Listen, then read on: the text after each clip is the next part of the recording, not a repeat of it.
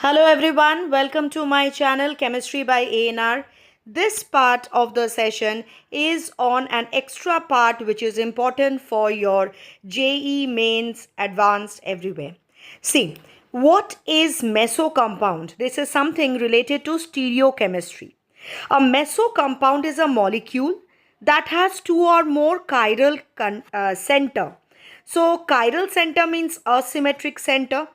We know in our NCRT till our class 12 CBSE curriculum, we knew that chirality is related to optical activity.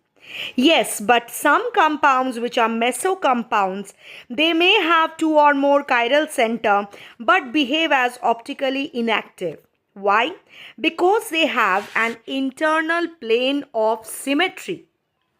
Now, what are the characteristics features, key features or characteristic features of meso compound?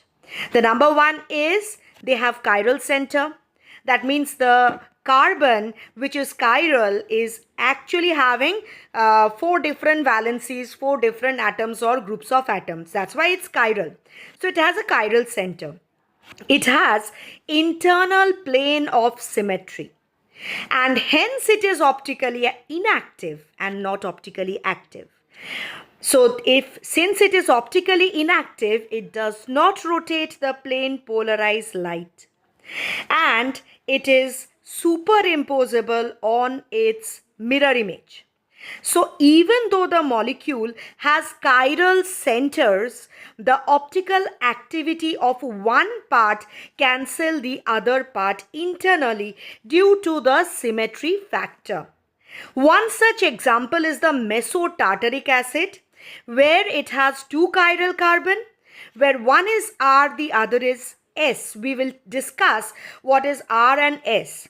Because of the plane of symmetry, the molecule behaves to be optically inactive, is not capable of rotating plane polarized light. So meso compound has these features. Chiral center is present, symmetry is there, that is internal symmetry, and optically inactive for this symmetry. Next, the question arises, what are R and S? R and S, they are the 3D arrangement. They are the stereochemistry around the chiral carbon. As per the Kahn-Ingold-Prelog priority rule, R is standing for the Latin word rectus, meaning right. S means sinister, that means left. So what does it mean? As per the priority rule, there are priorities of groups from 1 to 4. Because carbon is having 4 valencies, so all these groups, they are arranged as per their priority 1 to 4. How? The higher atomic number has higher priority. So you have to assign priority 1 to 4 for the 4 groups attached to the chiral carbon based on their atomic number, and you are giving higher priority to the higher atomic number. Now place the lowest priority group as 4, pointing away from you. If you do so and you observe the order 1, 2, 3, that means after fixing 4, once you keep 4 as the reference, 4 means the one which has least atomic number, has least priority and is placed away from you.